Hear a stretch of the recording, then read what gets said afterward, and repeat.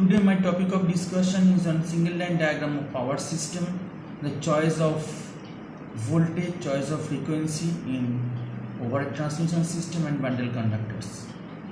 Now the single line diagram of the power system. In this single line diagram we can observe the whole power systems are classified into three stages, that is power generation, power transmission and power distribution. First one is the power generation. Electricity generation is the process of generating electrical power from source of primary energy. The bulk electrical power is produced by the special plant known as the generating station or power plant. The standard generating voltage in our country is 11 kV and for some special cases the voltages are 6.6 kV and 33 kV also. So here you see that the generating station the voltage is 11 kV and sometimes for special cases the voltage may be 6.6 kV and 33 kV also. So what is generation? According to the law of energy, we cannot generate or destroy some energy. We just convert one energy into another type of energy. So actually the process is called the conversion, but in broad point of view we call it the generation. So according to the electrical engineers, we always try to convert any type of non-electrical energy into electrical energy. After generating station, the generated voltage 11 kV is converted into 132 kV by a help of transformer, which is stepped down in nature, and this region is called the primary transmission system. The voltage in primary transmission system is 132 kV. But after that, the 132 kV is converted into 33 kV through a step down transformer, and this region is called the receiving station.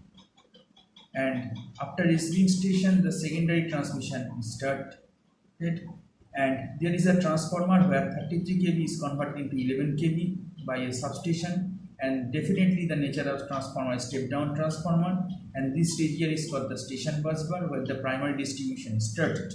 Now what is the transmission line? In simply we can consider the longest electrical network in between the generating station to our load center or substation is called the transmission system. The transmission line is generally longest path of the power system, and the voltage of the transmission system must be high voltage, but this voltage may be AC or DC voltage. Now the distribution system. After transmission line, the network is called the distribution system. The different types of consumers like domestic consumer, commercial consumer, industrial consumer, municipal consumers are directly connected with the distribution lines. And distribution lines are generally classed as three stages, that is feeder, distributor and service main. Now what is feeder? Feeder is the direct path of the distribution which is starting from the substation, and there will be no tapping point inside the feeder, so the current throughout the feeder is almost constant. So feeders are always specified with their current rating.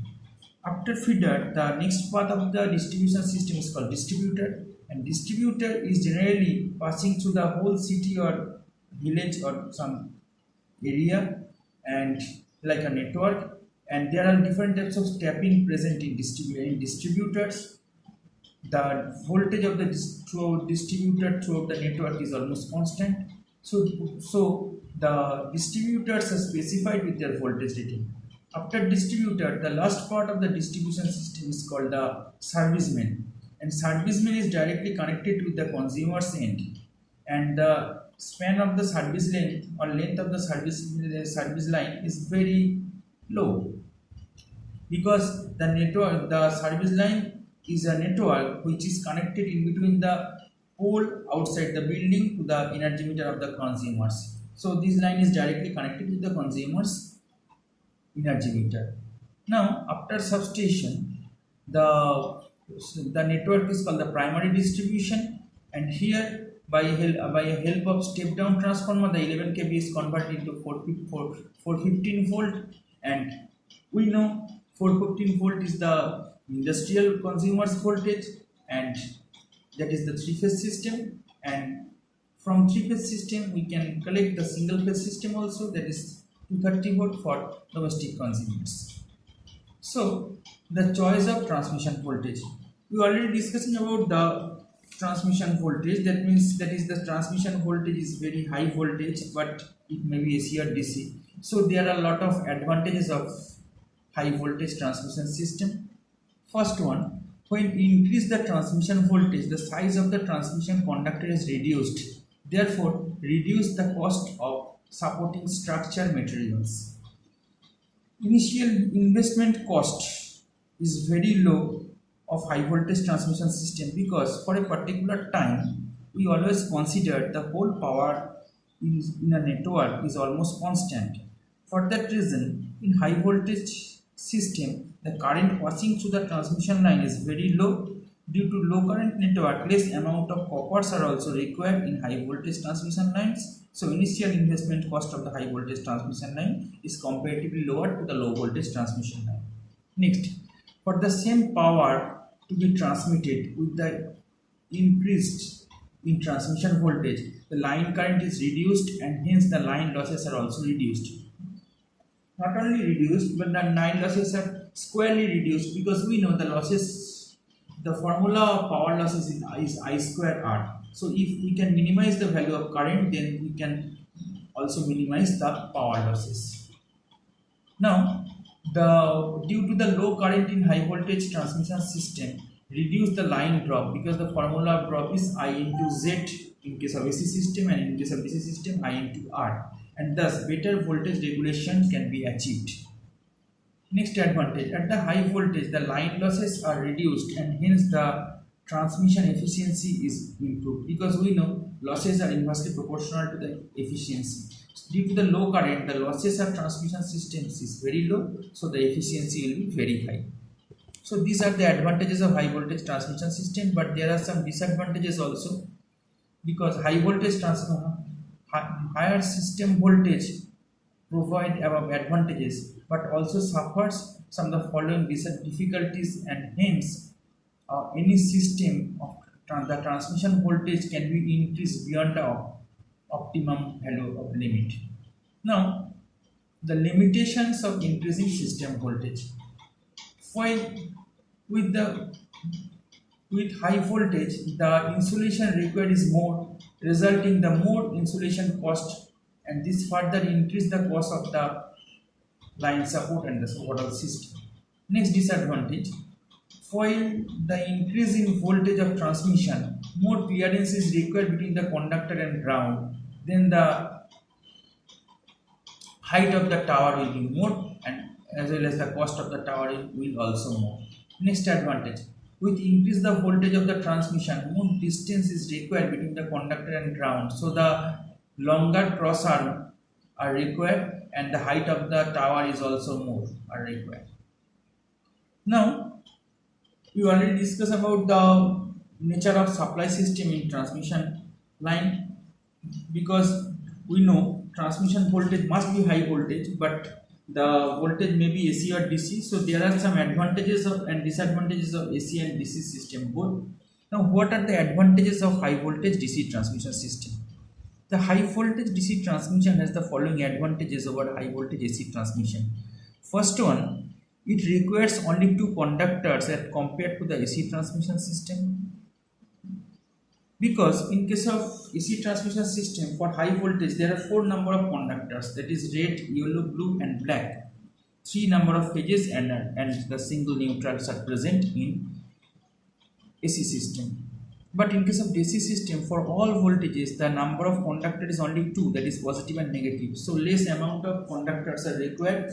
That's why the transmission cost, initial investment cost of the transmission line is very low, and we already know that the transmission line is the longest path of the power system. So if we can try to design the transmission system with 2-wire system in place of the 3-wire 4-wire system, then the cost is definitely the low. Next advantage, there is no inductance and capacitance and phase displacement present in DC transmission system. So DC transmission system is very simple compared to the AC transmission system. Because in case of AC transmission system, there are three types of loads are present, that is resistance, inductance and capacitance. So next advantage, due to the simple DC network transmission system, the maintenance cost of the DC transmission system is comparatively low. Next advantage of DC transmission system is that due to absence of inductance, the voltage drop in DC transmission system is less than the AC transmission system for same load and same sending end voltage. So DC transmission line has better voltage regulation. Now the next advantage is that for the same working voltage, the DC line requires less insulations. Another advantage is that the high voltage DC transmission is free from dielectric loss, particularly in case of cables. So there are some advantages we already mentioned for DC transmission system, but DC transmission system has some disadvantages also, like the electrical power cannot be generated at high voltage DC due to commutation problem. That means in case of DC, the maximum generating voltage is 600 volt, but whereas in case of AC system, we can generate up to 11 kV. So that is the main advantage of AC transmission system as well as the disadvantage of DC transmission system. Now, next disadvantage, in case of DC system, the voltage cannot be stepped up or stepped down easily because transformer is not used in DC system, because transformer is the inductive load and used only the AC system. That is also the another big drawback of the DC transmission system. Next disadvantage, DC switching and circuit breakers have their own limitations. Another disadvantages of DC transmission system is that load frequency control cannot be easy. So due to these disadvantages, nowadays AC transmission systems are generally used. Now, the choice of transmission frequency.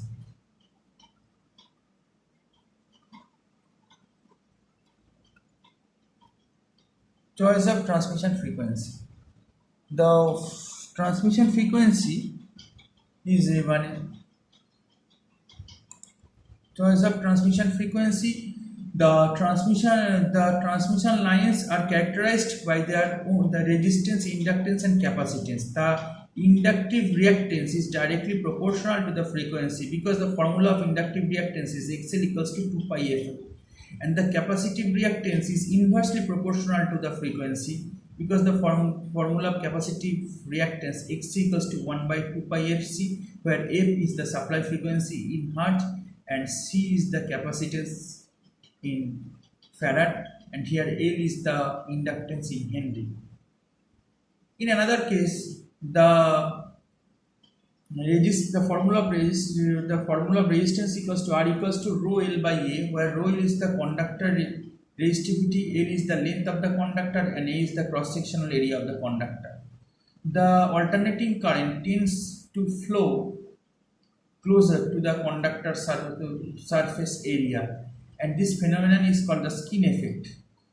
So as much as frequency increase, the current flow through the more small to the cross-section area. Thus, the area decreases with the frequency increases, and area reduction increases of conductor resistance R. So, for an example, when the transmission line is operated in a system with 60 Hz frequency instead of 50 Hz, then some phenomenon are occurred.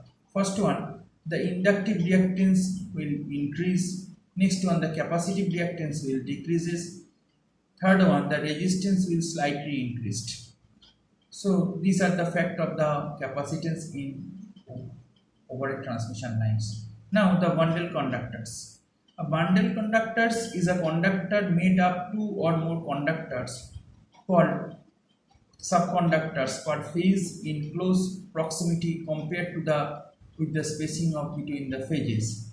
The basic difference between a composite conductor and bundle conductor is that the subconductors of bundle conductors are separated with each other by a constant difference varying from 0.2 meter to 0.6 meter depending upon the design voltage and surrounding conditions throughout the length of the lines.